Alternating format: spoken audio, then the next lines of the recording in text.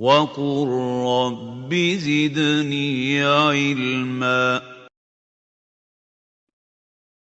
الحمد لله نحمده ونستعينه ونستغفره ونؤمن به ونتوكل عليه ونعوذ بالله من شرور أنفسنا ومن سيئات أعمالنا. من يهده الله فلا مضل له ومن يضلله فلا هادي له. ونشهد أن لا إله إلا الله وحده لا شريك له. ونشهد أن سيدنا ومولانا محمدا عبده ورسوله الذي أرسل بالحق بشيرا ونذيرا وداعيا إلى الله بإذنه وسراجا منيرا. قال الله تعالى في القرآن المجيد والفرقان الحميد: أعوذ بالله من الشيطان الرجيم. وأما من خاف مقام ربه ونهى النفس عن الهوى فإن الجنة هي المأوى. صدق الله العظيم. رب اشرح لي صدري ويسر لي أمري واحلل عقدة من لساني يفقهوا قولي.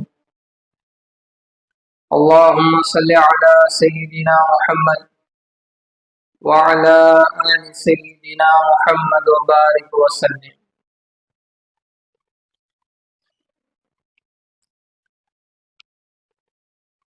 عام طور سے دو الفاظ ایسے ہیں جس کا ہم کثرت سے استعمال کرتے ہیں، کہتے ہیں، سنتے ہیں، لوگوں کو اس کی ترغیب بھی دیتے ہیں. وہ دو الفاظ ہیں امید اور خوف. ہم لوگوں کو امید کے دلاسے بھی دیتے ہیں، خوف کی ترغیب بھی دیتے ہیں. امید، ہم یہ سمجھتے ہیں کہ امید یہ اللہ کی ایک نعمت ہے. بہت سے لوگ امید کو تو اللہ کی نعمت سمجھتے ہیں لیکن خوف کو نعمت نہیں سمجھتے. جبکہ جس طرح امید ایک نعمت ہے اسی طرح خوف بھی اللہ کی ایک نعمت ہے. بلکہ خوف انسان کو تمام گناہوں سے محفوظ رکھنے کی ایک بہت بڑی کنجی ہے.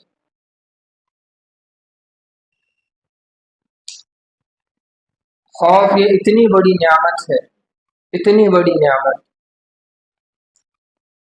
نبی علیہ السلام اللہ تعالیٰ سے دعا فرماتے ہیں، بلکہ یہ دعا نبی علیہ السلام کی دعاؤں کا حصہ تھی. نبی علیہ السلام کثرت سے اللہ سے یہ دعا کرتے تھے: اللہم انی اسألک من خشیتک ما تحول به بینی وبین معصیتک. نبی علیہ السلام اللہ سے کہہ رہے ہیں کہ اے اللہ، میں آپ سے آپ کے خوف کا مطالبہ کرتا ہوں. نبی، پیغمبر جس سے کوئی گناہ نہیں ہو سکتا، نبی علیہ السلام اللہ سے کہہ رہے ہیں کہ اے اللہ، میں آپ سے آپ کا خوف چاہتا ہوں، آپ کی خشیت چاہتا ہوں، آپ کی ہیبت چاہتا ہوں. ایسا خوف جو میرے اور گناہ کے درمیان آڑ بنے، رکاوٹ بنے، ایسا خوف چاہتا ہوں. تو اس سے پتہ چلا کہ جہاں امید ایک نعمت ہے وہیں خوف بھی گناہوں سے بچنے کی ایک بہت بڑی اللہ کی طرف سے نعمت ہے. اب ذرا ہم اس پر خوف کو سمجھنے کی کوشش کریں گے کہ اللہ کے یہاں مقام خوف کی کتنی اہمیت ہے۔ جو لوگ اللہ کا اپنے دل میں خوف رکھتے ہیں، جن کی زندگی میں یہ احساس ہوتا ہے کہ مجھے اللہ کے سامنے حاضر ہونا ہے، جواب دینا ہے، ایسے دل کی اللہ کے یہاں کیا مقام ہے۔ دو چیزیں یہاں سمجھنے کی،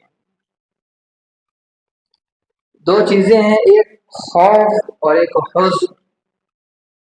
حزن ہم نے دعاؤں میں سنا ہوگا کہ حزن سے پناہ مانگی جاتی ہے۔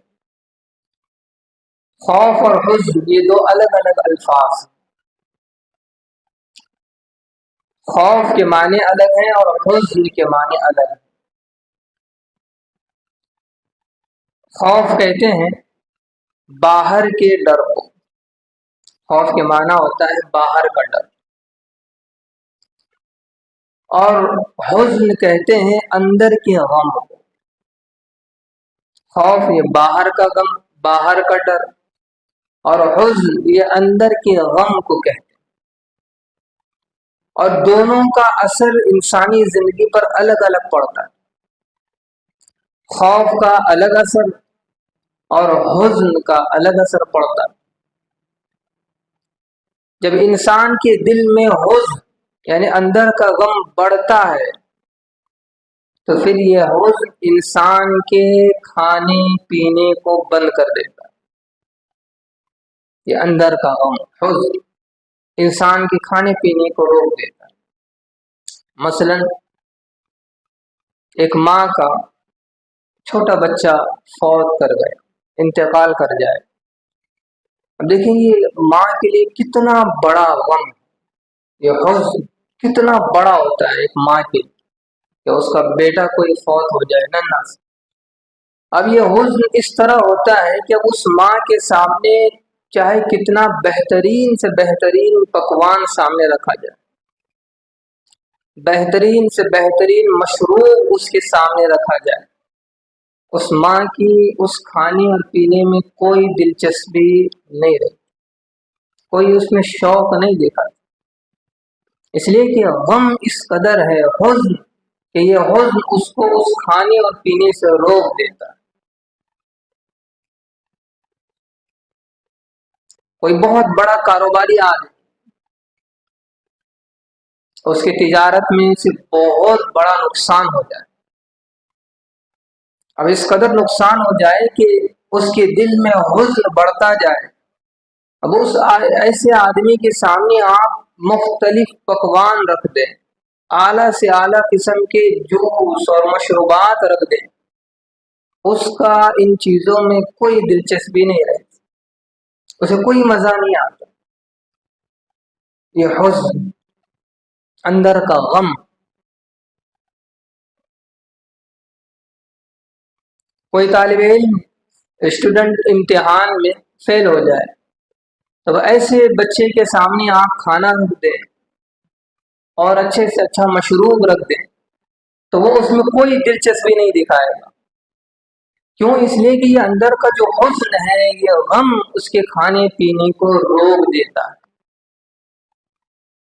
جس طرح یہ حزن انسان کو کھانے اور پینے سے روکتا ہے، اسی طرح خوف یہ انسان کو گناہ سے روکتا ہے۔ جس دل میں جس قدر خوف ہوگا، جس قدر خوف ہوگا، وہ انسان اس قدر گناہ سے محفوظ رہے گا۔ مثال کے طور پر ایک آدمی کو کل صبح پھانسی کی سزا طے ہو چکی ہے، اب اس کو رات ایک تنہائی کے کمرے میں چھوڑ دیا گیا ہو۔ اب بتائیں کیا وہ اس تنہائی میں کیا کوئی گناہ کا پروگرام بنائے گا؟ کیا اس تنہائی میں وہ کوئی گناہ کا ارادہ کرے گا، کوئی گناہ کا منصوبہ بنائے گا؟ وہ گناہ کا پروگرام، منصوبہ، ارادہ کیا بناتا؟ اس کے دل میں تو یہ خوف ہوگا کہ کل مجھے پھانسی دی جائے گی اس کے دل میں گناہ کا تصور بھی نہیں آئے گا، گناہ کا خیال بھی نہیں آئے گا، کیونکہ خوف کہ مجھے کل مرنا ہے۔ تو اس سے پتہ چلا کہ خوف یہ بہت بڑی نعمت ہے، بہت بڑی نعمت۔ امید نعمت اور اس سے بڑھ کر خوف نعمت ہے۔ اب دیکھیں ایک سوال یہاں پھر پیدا ہوتا ہے کہ امید بھی نعمت ہے، خوف بھی نعمت ہے، لیکن امید کب ہونی چاہیے، خوف کب ہونا چاہیے؟ یہ بھی ایک سوال ہے کہ امید اور خوف دونوں کو بیلنس کر کے چلنا یہ بہت بڑا کام ہے۔ اگر کوئی آدمی امید اور خوف کو بیلنس نہیں کر رہا، جب چاہے امید اور جب چاہے خوف اس کے دل میں پیدا ہوتا ہے، تو یہ بھی انسان کے لیے ہلاکت کا سبب ہے۔ ایک آدمی ہے کہ ساری زندگی امید کے سہارے جی رہا ہے، ساری زندگی امید کے سہارے، کیا ہے بھائی؟ ان اللہ غفور الرحیم، ان اللہ کان توابا الرحیما، اللہ 70 ماؤں سے زیادہ بڑھ کر محبت کرتے ہیں۔ اچھا تو ٹھیک ہے، تو پھر کیا ہے؟ گناہ کر رہا ہے، نافرمانیاں کر رہا ہے، جھوٹ بول رہا ہے، کوئی روکے تو کہتا ہے کہ اللہ بہت بڑے ہیں، اللہ غفور الرحیم ہے، اللہ معاف کرنے والے ہیں، اور پھر گناہ پر گناہ، گناہ پر گناہ، نافرمانی پر نافرمانی۔ تو جس طرح یہ بندہ امید کے سہارے زندگی گزارتا ہے تو یہ بھی اس کے لیے ہلاکت کا سبب ہے۔ اور ایک دوسرا وہ ہے کہ بس خوف کے سہارے زندگی گزار رہا ہے، خوف کے سہارے، ان اخذہ علیم شدید، ان بطش ربک لشدید، کہ اللہ کی پکڑ بہت سخت ہے، اللہ بہت سخت پکڑتے ہیں، اللہ کا عذاب بہت خوفناک ہے۔ بس اسی خوف سے وہ ساری زندگی گزار رہا ہے۔ تو امکان ہے کہ شیطان اس خوف کو اللہ کی رحمت سے مایوس کرے، اور کسی دن اسی خوف میں رہتے رہتے شیطان اس کو اللہ کی رحمت سے مایوس کر دے۔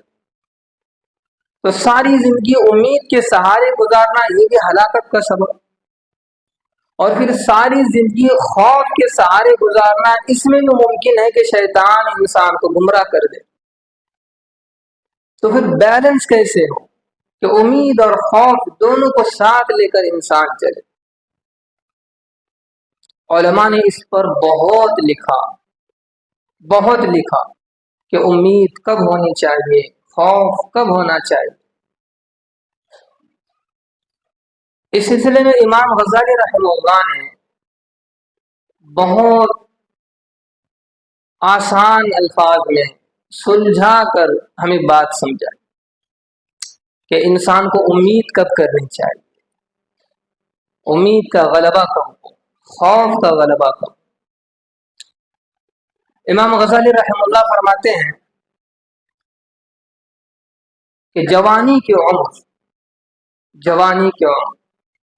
اس میں خوف کا غلبہ زیادہ، جوانی کی عمر میں خوف کا غلبہ، اس لیے کہ جوانی ایک ایسی ہوتی ہے کہ اس میں نفس اور شیطان انسان کے پیچھے لگے ہوئے ہوتے ہیں، اور پھر جوانی کی عمر میں گناہ کا امکان بہت زیادہ رہتا ہے، حد سے زیادہ رہتا ہے۔ تو اس لیے امام غزالی فرماتے ہیں کہ جوانی کی عمر میں خوف غالب ہو، اور جوانی کی عمر میں جب خوف غالب ہوتا ہے تو پھر یہ خوف اس جوان کو گناہ سے بچنے میں بہت مدد کرتا ہے، نفس اور شیطان سے اس کی حفاظت کرتا ہے۔ تو جوانی میں خوف غالب رہنا چاہیے۔ امید بڑھاپے کے زمانے میں ایک ضعف کا زمانہ ہوتا ہے، کمزوری کا زمانہ ہوتا ہے، انسان کے اعضاء بھی اب اس کے لیے جواب دے چکے ہوتے ہیں، اب یہ وہ دور ہے کہ اس میں انسان پر امید غالب، بڑھاپے میں کہ جوانی میں نے یوں گزار دی، ضائع کر دی، ظلم کر کر، دھوکہ دے کر، جھوٹ کہہ کر، نہ جانے میں نے جوانی کس کس انداز سے گزاری۔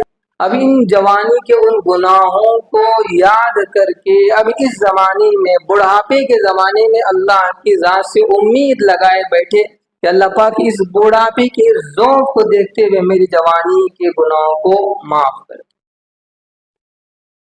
تو جوانی میں خوف غالب ہو اور بڑھاپے میں امید غالب ہو۔ اسی طرح صحت اور تندرستی کے زمانے اللہ نے صحت عطا کی ہے، تندرستی عطا کی ہے، تو پھر صحت اور تندرستی کے زمانے میں خوف غالب ہونا چاہیے۔ اس لیے کہ صحت اور تندرستی انسان کے پاس ہو تو ممکن ہو کہ وہ اس صحت اور تندرستی کا غلط استعمال کرے، ظلم میں، غلط کاموں میں، اللہ کی نافرمانی میں۔ اور اگر صحت اور تندرستی کے زمانے میں خوف غالب ہو تو پھر یہ خوف انسان کو صحت اور تندرستی کے صحیح استعمال کی طرف راہ دکھاتا ہے۔ اور وہیں بیماری کے زمانے میں، معذوری کے زمانے میں امید غالب ہونی چاہیے کہ امید ہو اللہ سے۔ بیماری کے زمانے میں امید لگائے بیٹھے کہ اللہ آپ نے صحت عطا کی تھی، تندرستی عطا کی تھی، ہاتھ پیر صحیح سالم تھے، طاقت تھی، قوت تھی، میری اپنی نادانی کہ میں نے آپ کے حقوق ادا نہیں کیے، میں نے آپ کے بتائے ہوئے طریقے کے مطابق زندگی نہیں گزاری۔ اب اس بیماری اور معذوری کے حالت میں اللہ کی ذات سے امید لگائے۔ اب یہاں خوف نہ ہو، ممکن ہو کہ اگر خوف بڑھاپے کے زمانے میں خوف ہو جائے یا پھر بیماری اور معذوری کے زمانے میں خوف آ جائے تو پھر شیطان انسان کو اللہ کی رحمت سے مایوس کر دے گا۔ تو پھر بیماری اور معذوری کی حالت میں امید لگائے اللہ سے۔ اسی طرح خوشحالی، فراخی، اللہ نے نعمتیں عطا کی ہیں، نعمتوں کی بہتات ہے، تو جب آدمی کے دور زندگی پر خوشحالی کا دور ہو، آسانیاں کا دور ہو، فراخی کا دور ہو، تو پھر اس دور میں خوف غالب ہونا چاہیے۔ اس لیے کہ جب آدمی خوشحال ہوتا ہے اور اللہ کی نعمتوں کی بہتات اس پر ہو اور خوشحال زندگی گزر رہی ہو تو پھر ایسے بندوں کو شیطان بہت آسانی سے اللہ سے منہ مڑانے میں کامیاب ہو جاتا ہے۔ اللہ کا باغی بنانا پھر ایسے بندے کے لیے، شیطان کے لیے بہت آسان کام ہو جاتا ہے خوشحالی اور فراخی کے زمانے۔ تو لہٰذا انسان کو چاہیے کہ جب وہ خوشحالی کے زمانے میں ہو اور فراخی کے زمانے میں ہو تو اس پر خوف غالب ہو تاکہ وہ ان نعمتوں کا صحیح استعمال کر سکے، ان نعمتوں کے حقوق کی ادائیگی صحیح طور پر ہو جائے۔ اور وہیں تنگ دستی کے زمانے میں حالات سے جوجھ رہا ہے، مصیبتوں میں گرفتار ہے، قرض کے بوجھ میں ہے، دیگر مختلف چیزیں اسے گھیر چکی ہیں، تو اب یہ وہ موقع ہے کہ یہاں اللہ کی ذات سے امید رکھنی چاہیے کہ اللہ پاک مجھے کسی نہ کسی دن اس الجھن سے چھٹکارا عطا کریں، مجھے اس مصیبت سے نکال دیں۔ آزمائش میں، پریشانی میں، مصیبت میں خوف نہیں ہونا چاہیے۔ اگر خوف ہوگا تو پھر شیطان اس خوف کو اللہ کی رحمت سے مایوسی میں تبدیل کر دے گا۔ جب تک حالات میں بندہ اللہ کی ذات سے امید لگاتا ہے، اللہ پاک حالات میں اس کے پاؤں کو جمائے رکھتے ہیں، مضبوط رکھتے ہیں۔ تو فراخی کے زمانے میں خوف غالب ہو اور تنگ دستی اور اتار چڑھاؤ کے زمانے میں امید غالب ہو۔ تو اس کے اپنے اپنے اوقات ہیں، امید کو اپنے وقت پر آدمی استعمال کرے، خوف کو اپنے وقت پر۔ اس طرح جب بیلنس کر کے امید اور خوف کو جب کوئی بیلنس کر کے چلتا ہے تو پھر اس کی زندگی صحیح راہ پر چلتی ہے، صحیح راہ پر چلتی ہے۔ اس لیے خوف یہ بہت بڑی نعمت ہے، خوف خدا یہ بہت بڑی نعمت ہے۔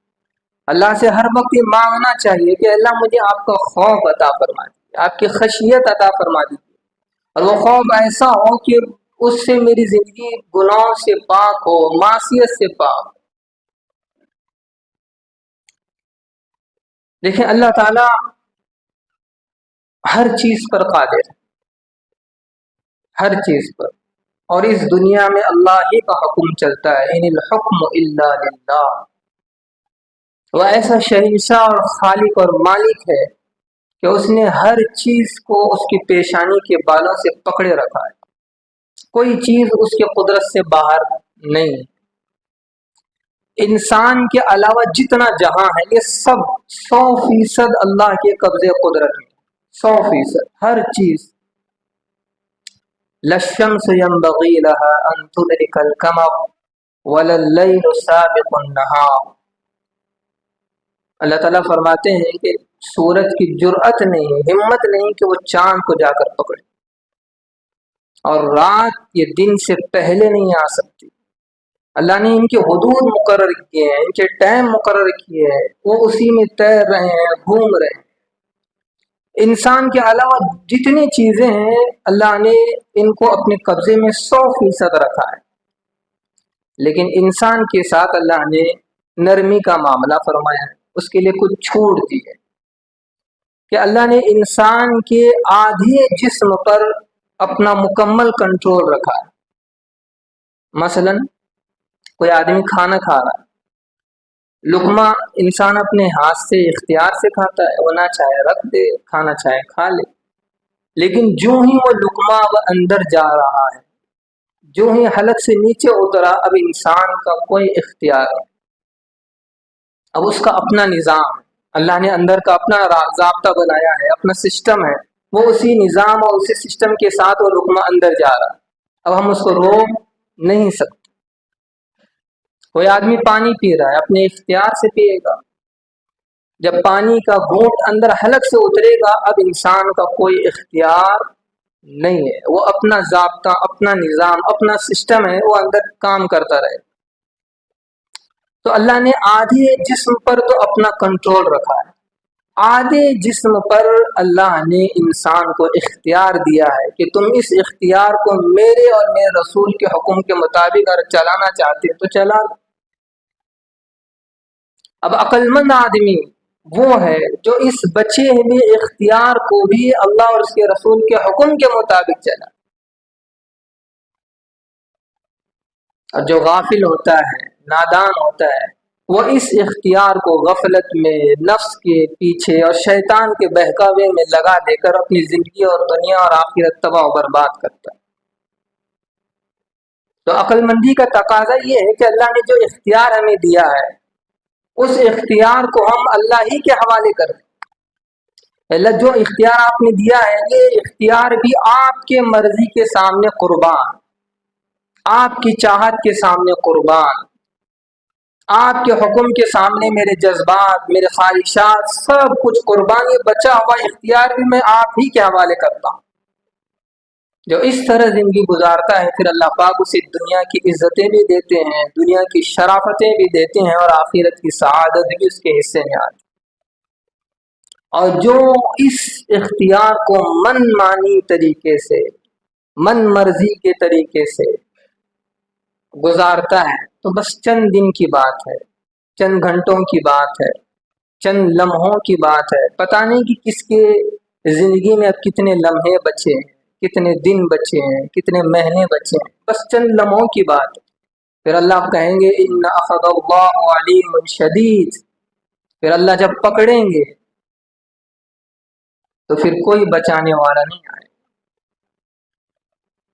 جو انسان اللہ کو ناراض کرتا ہے اللہ مہلت دیتے ہیں، دنیا میں اللہ بہت مہلت دیتے ہیں، جب آدمی اس مہلت کی لمٹ کو بھی کراس کرتا ہے تو پھر قرآن کہتا ہے وَمَن يُهِنِ اللَّهُ فَمَا لَهُ مِن مُكْرِمٍ، جب وہ لمٹ کراس ہو جاتی ہے تو پھر اللہ پاک اس کو ایسے پکڑتے ہیں، ایسے پکڑتے ہیں کہ ساری دنیا مل کر بھی اگر اسے عزت دینا چاہیے نہیں دے سکتی۔ اور روزانہ اس قسم کے واقعات ہوتے ہیں. ہم اپنے دنیا پر نظر ڈالیں، حالات پر نظر ڈالیں. کتنے ایسے لوگ ہیں جو اللہ کے نافرمان تھے، لیکن عزتیں اور شہرتیں انہیں اس قدر ملی ہوئی تھیں، لیکن جب اللہ نے پکڑا تو پھر اس طرح ذلت کی پستیوں میں ڈھکیلا کہ کوئی آدمی ان کے چہرے پر تھوکنا بھی پسند نہیں کرتا. یہ اللہ کی پکڑ. تو بات چل رہی تھی خوف، امید اور خوف. تو خوف یہ بہت بڑی نعمت ہے، امید سے بڑی نعمت خوف ہے. آپ اندازہ لگائیں کہ خوف کتنی بڑی نعمت ہے کہ خود نبی علیہ السلام اللہ سے کہہ رہے ہیں، اللہ سے دعا مانگ رہے ہیں، اللہم انی اسألک من خشیت ما تحول به بینی و بین معصیت. اللہ میں آپ سے آپ کا خوف چاہتا ہوں. نبی علیہ السلام اللہ کا خوف چاہ رہے ہیں کہ اللہ مجھے آپ اپنا خوف عطا فرمائیں، آپ اپنی خشیت عطا فرمائیں، تاکہ یہ میرے اور گناہ کے درمیان آڑ بنے. ہمیں تو چاہیے کہ ہم لمحہ لمحہ یہ دعا کرتے رہیں کہ اللہ آپ ہمیں خوف عطا فرمائیں، آپ ہمیں خشیت عطا فرمائیں، آپ ہمیں آپ کی ہیبت نصیب فرمائیں. اللہ کے یہاں وہ دل جو خوف سے بھرا ہوا ہو، اس کا بہت بڑا مقام ہے. نبی علیہ السلام فرماتے ہیں کہ قیامت کے دن اللہ تعالیٰ دوزخ پر مقرر فرشتوں سے کہیں کہ اے فرشتوں، میرے اس بندے کو جس نے اپنی ساری زندگی